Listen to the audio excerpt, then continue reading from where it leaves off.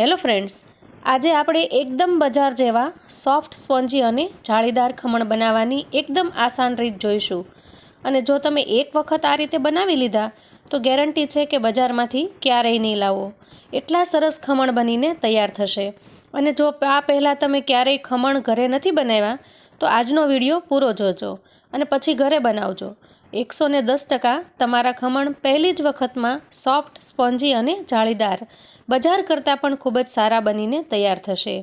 તો બસ વિડીયોને છેક સુધી જોતા રહેજો અને મારી રીતે બનાવશો તો તમારા ખમણ સુપર સ્પોન્જી બનીને તૈયાર થશે. બિલકુલ ખરાબ નહીં થાય. તો ચાલો ઝડપથી બનાવીએ. તો એકદમ સ્પોન્જી અને જાળીદાર ખમણ બનાવવા માટે અહીંયા મેં બેસન લઈ લીધો છે.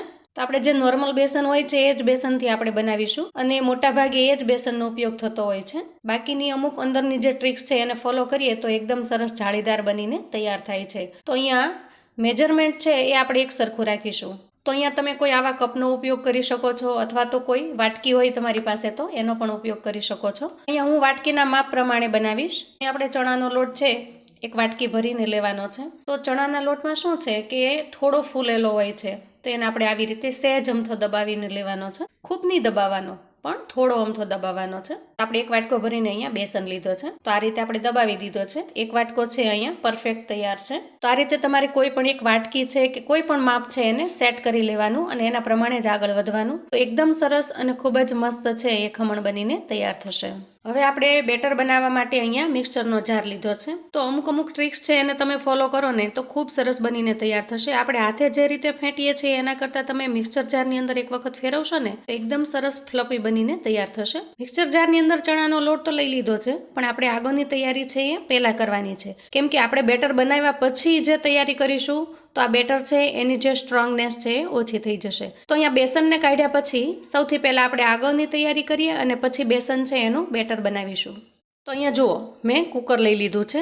આમ તો યુઝ્યુઅલી જુઓ તો લોકો છે એ કડાઈમાં બનાવતા હોય છે, પણ એક વખત તમે કુકરની અંદર બનાવી જુઓ. એકદમ સ્પોન્જી અને ખૂબ જ મસ્ત બનીને તૈયાર થાય છે અને તમારે કાચા રહેવાની તો સહેજ પણ શક્યતા નથી. તો અહીંયા હું સૌથી પહેલાં તો કુકરની અંદર સ્ટેન્ડ જેવું બનાવી લઉં છું, જેથી કરીને એના અંદર આપણે વાસણ છે એને મૂકી શકીએ. તો આના માપની જાળી ન હોય તો આ રીતે તમે સેટ કરી શકો છો. તો થોડી હાઈટ બનાવવા માટે આપણે આ વસ્તુને મૂકવાની છે. તો આના અંદર આપણે 2 ગ્લાસ જેટલું પાણી નાખી દઈશું અને હવે આને ગેસ ઉપર ધીમા તાપે ગરમ થવા દઈએ, જેથી કરીને એકદમ સરસ ગરમ પાણી તૈયાર થઈ જશે. હવે આપણે જે શેપની અંદર ખમણ બનાવવા છે એ શેપના વાસણ લઈશું. તો અહીંયા મેં ગ્લાસ લીધા છે. તો મિત્રો, ગ્લાસની અંદરના ખમણ ખૂબ સરસ બનીને તૈયાર થાય છે. એક વખત તમે બનાવજો, પછી જ્યારે આને તમે પીરસશો ને ત્યારે એકદમ યુનિક અને ખૂબ જ અલગ લાગે છે. તો સૌથી પહેલાં જે કંઈ વાસણ છે એને આપણે ઓઇલથી ગ્રીસ કરી લેશું. તો અહીંયા મેં 2 ગ્લાસ છે એને તો રેડી જ રાખ્યા છે.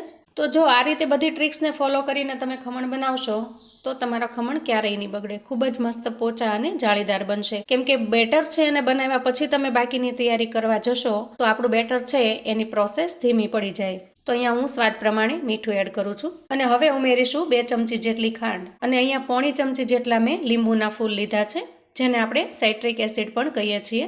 તો લીંબુના ફૂલ નાખ્યા પછી આપણે કોઈ પણ ખટાશ નાખવાની જરૂર નહીં પડે. તમે આના જગ્યાએ વિનેગર અથવા તો લીંબુનો રસ પણ ઉમેરી શકો છો. તો તમારે અહીંયા 3 ચમચી જેટલો લીંબુનો રસ નાખવાનો રહેશે અથવા તો 2 ચમચી જેટલો વિનેગર નાખવાનો રહેશે.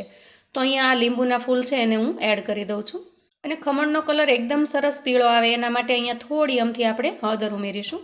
તો હાથથી તમે બેટર બનાવો તો હળદર નાખશો તો એમાં ક્યાંક ને ક્યાંક સ્પોટ થઈ જાય છે અને એ લાલ કલરના થઈ જાય છે, પણ તમે મિક્સચરમાં ફેરવશો ને તો હળદરના સ્પોટ ક્યાંય નહીં થાય. અને હવે આપણે 2 ચમચી જેટલું તેલ ઉમેરીશું. તો અહીંયા તેલ તો તમે કોઈ પણ જે ખાતા હોય એ તેલ અહીંયા ઉમેરી શકો છો. હવે તમે જુઓ, જે વાટકીથી આપણે બેસન લીધો હતો એ આપણે આખી વાટકી બેસન લીધો હતો, તો અહીંયા અડધી વાટકી જેટલું આપણે પાણી લઈશું. હવે આને ઢાંકી દઈએ અને મિક્સચરમાં ફેરવી અને સરસ મજાનું બેટર છે એ બનાવી લઈએ. તો અહીંયા બેટર રેડી છે. આપણે એને ચેક કરી લઈએ. તો આ બેટર રેડી થઈ ગયું છે. જુઓ, એની કન્સિસ્ટન્સી પણ તમે જોઈ શકો છો. એકદમ રિબન ટાઈપ આપણે કન્સિસ્ટન્સી બનાવી છે. હવે આ બધું જ બેટર છે અને એક બાઉલની અંદર આપણે કાઢી લઈએ. તો બેટરને આપણે હંમેશા એક મોટા વાસણની અંદર કાઢીશું, કેમ કે આના અંદર જ્યારે હવે આ સોડા ઉમેરીશું ને ત્યારે ખૂબ જ સરસ ફ્લફી બની જશે અને આનું કદ છે એ વધી જશે. અને હવે આપણે ઉમેરીશું 1 ચમચી અહીંયા ખાવાનો સોડા, જે મીઠો સોડા કહીએ છીએ એ બેકિંગ સોડા. અહીંયા તમે ઈનો પણ ઉમેરી શકો છો. હવે આ બેટર છે અને આપણે સારી રીતે ચલાવી લઈએ. જરૂર પડે તો સેજ અમથું 2 ટીપા પાણી નાખવાનું, જેથી કરીને બેકિંગ સોડા છે એની પ્રોસેસ શરૂ થઈ જાય. 1.5 થી 1 મિનિટ જેટલું આને સરસ મજાનું ફેરવી લેવાનું છે અને એક જ ડાયરેક્શનમાં ફેરવાનું છે. તો અહીંયા આ રીતે મેળવી દેવાથી જે સોડા છે એ સારી રીતે અંદર મળી જાય છે. હવે ગ્લાસની અંદર છે બેટર છે એને ભરી દઈએ. તો અહીંયા ગ્લાસને આપણે અડધા જ ભરીશું અને થોડા આવી રીતે ટેપ કરી દઈશું. અહીંયા જુઓ મિત્રો, આપણે 2 ગ્લાસ છે એને પોણા ભર્યા છે અને થોડું બેટર છે એ ઘટ્યું. અહીંયા ત્રીજો ગ્લાસ છે એ આપણે આટલો ભર્યો છે. તો અહીંયા તમે જોઈ શકો છો કે પાણી સરસ ગરમ થઈ ગયું છે. તો આપણે પહેલા એને આવી રીતે પકડી લેશું અને પછી આ ગ્લાસ છે એને અહીંયા ગોઠવી દેશું. હવે અહીંયા કુકરની સીટી આપણે કાઢી લેશું. તો અહીંયા સીટી કાઢી અને આપણે કુકરને આ રીતે બંધ કરી દીધું છે. તો તમે એને સાવ ફિટ નહીં કરો તોય ચાલશે, પણ થોડું લોક તો થવું જોઈએ એ રીતે આપણે અહીંયા બંધ કરી દીધું છે. હવે 15 મિનિટ માટે આ જે ઢોકળા છે એને એકદમ મીડિયમ ફ્લેમ ઉપર આપણે થવા દેશું. તો 15 મિનિટ જેટલો સમય થાય એટલે આપણે ગેસની ફ્લેમ છે એને બંધ કરી દેશું અને હળવેથી દાજી ન જવાય એ રીતે આપણે ઢાંકણને ખોલી લેશું.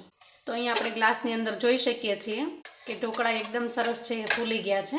તો આવી રીતે ચાકુની મદદથી ચેક કરી લઈએ. તો તમે જુઓ છો, ચાકુ નાખીએ ત્યાં જ એકદમ સરસ સ્પોન્જી લાગે છે અને અંદર કશું જ નથી આવતું, એટલે આપણા ઢોકળા છે એ સરસ તૈયાર થઈ ગયા છે. હવે ગ્લાસને આપણે બહાર કાઢી લઈશું.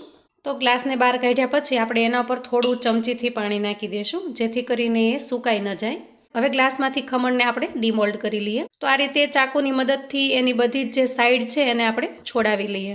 આસાનીથી સાઈડ છે એ છૂટી જશે અને આ રીતે ટેપ કરશું એટલે આરામથી અંદરથી નીકળી જશે. તો તમે જોઈ શકો છો એકદમ સ્પોન્જી અને એકદમ મસ્ત ખમણ બનીને તૈયાર થયા છે. જુઓ કેવા સરસ સ્પોન્જી બન્યા છે. તો તમે એ ખમણ ઉપરની જુઓ જાળી જોઈ શકો છો, એકદમ સરસ જાળીદાર બનીને તૈયાર થયા છે અને એકદમ સ્પોન્જી પણ બન્યા છે, એકદમ રૂ જેવા પોચા. આરામથી કોઈ પણ તકલીફ વગર છે એ નીકળી જાય છે.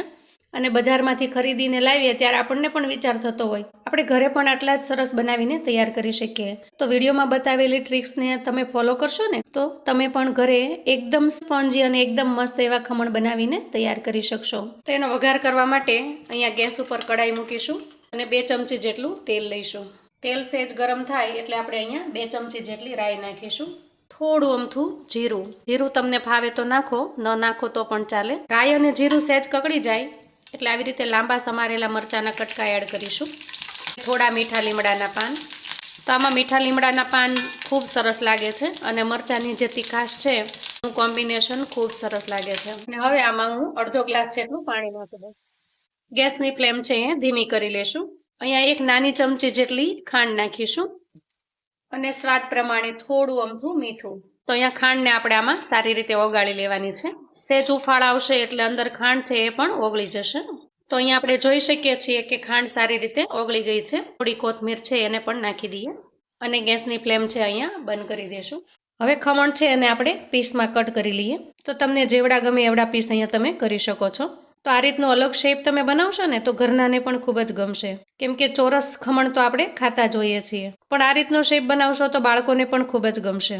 તો આપણા નાયલોન ખમણ છે એકદમ સ્પોન્જી અને જાળીદાર બન્યા છે અને તમે જોઈ શકો છો એકદમ સ્પોન્જી બન્યા છે અને ખૂબ જ મસ્ત જાળીદાર બનીને તૈયાર થયા છે. હવે આના ઉપર આપણે વઘાર એડ કરી દઈએ. તો આ જે વઘાર બનાવ્યો છે ને એનાથી જ આપણા ખમણ છે એ ખૂબ સરસ લાગે છે, એકદમ ટેસ્ટી લાગે છે.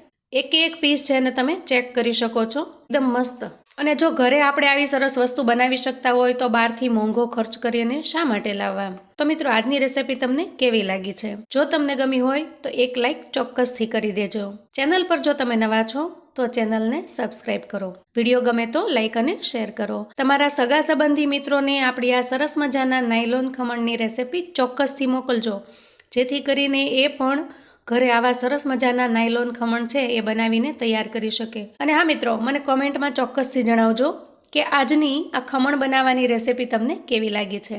ફરી મળીએ એક નવી રેસીપી સાથે. ત્યાં સુધી આવજો મિત્રો.